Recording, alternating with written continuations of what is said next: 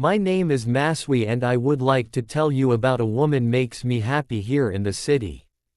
Part 1. Life is always fun. Give yourself a lot of fun. My name is Maswi, a resident of Mbagala. I bring you a small story that brings enough fun and sweetness so that I don't bore my stakeholders. It was late in the evening, towards 1 o'clock in the morning. I left home a little and headed to a bar here in our street called Kingazi. It is in the Mjanina area. I entered the bar and ordered one hot and one cold, and started to soothe my throat. Don't tell anyone, father, a sweet beer. I ordered some grilled meat and I was having a little fun. If you know it again, entering a bar is easy but leaving is a lot of work. At one point, I found myself being brought about 5 beers and I was told that they were only paid for to drink. I told the waiter how. Who told you he has a problem drinking paid beers? I ask you to give him his beers back so he can drink them himself. I have no problem. Who wants to bring me Mombasa things? Give that person a message that I am a man. He should stop going to men. He should care like me. Here, bring him his beer. The waiter carried the beers and left with them. After a few minutes, the waiter came back with a beer basket containing about 15 beers. I groaned. Does that person want my soul or not? Am I not listening to you, waiter? The waiter replied to me, brother, I'm sorry, I can't answer your questions. Wait for me to come. That's right, ask him your questions. I told the waiter, please bring me a big bottle for the trip but don't open it.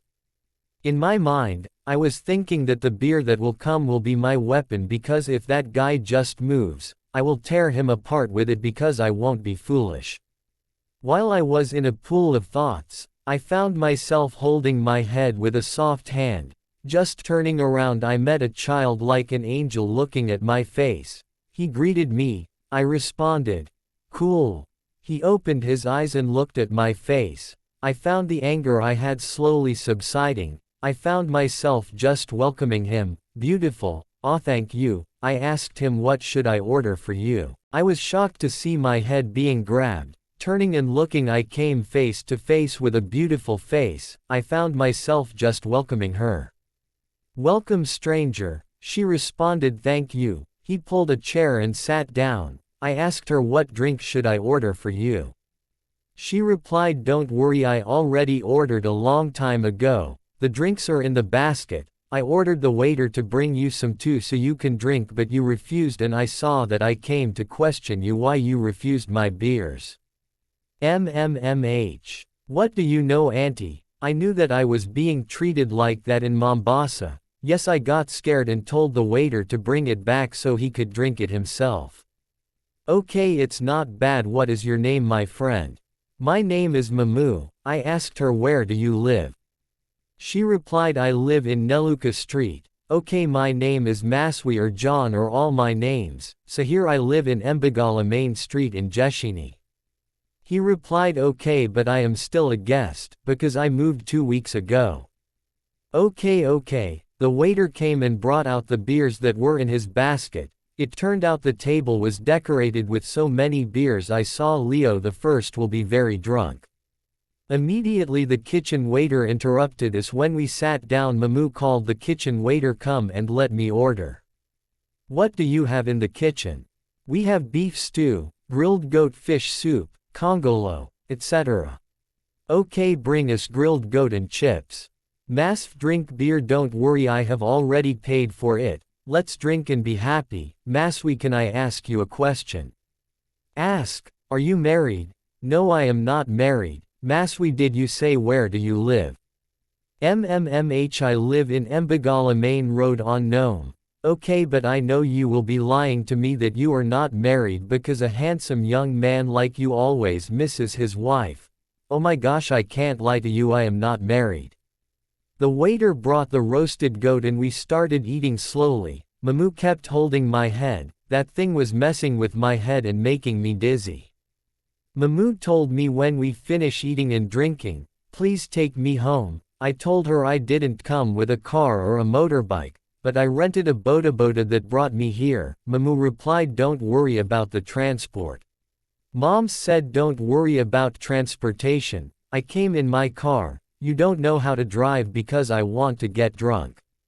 If you drive me to my house, I told her I'm fine because I only have a full license, so we continued to eat happily until the bad times. When it got to 7 o'clock at night, Mom was very tired from drinking. She got up and headed to the toilet. When she came back she asked me, Maswi, excuse me, please let's leave. She put her hands in her wallet and took out the car key and handed it to me.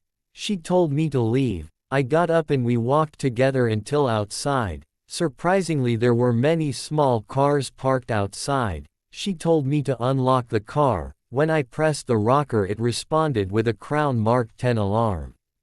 Oh my, I was very surprised to see a woman owning a very nice car. I asked her which car is yours.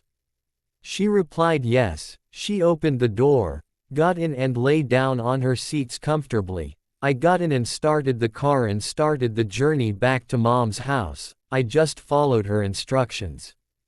Once we reached Neluka's area, he told me to go left at the black gate.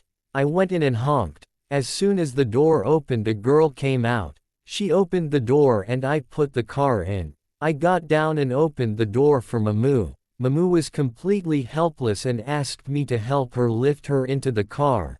She came out and told me to hold her shoulder and follow her inside. I did not refuse. I did as she asked. I took her to the living room, but she saw that it was not enough and told me to take her to my room and take a shower. When I took her inside, she told me again, please help me take off that dress and go take a bath because I feel hot in my body. I took off the dress and took a towel and wrapped it around her chest. Oh my. You must have a heart of patience, because a girl is destined for danger. I found my body getting excited and my mind coming to me twice. How should I hug her or kiss her? I ask myself and then I answer myself. I came to be removed. This will be the end of the first part of the beautiful story of a woman who gives me happiness in this city. See you in the second part by the grace of God.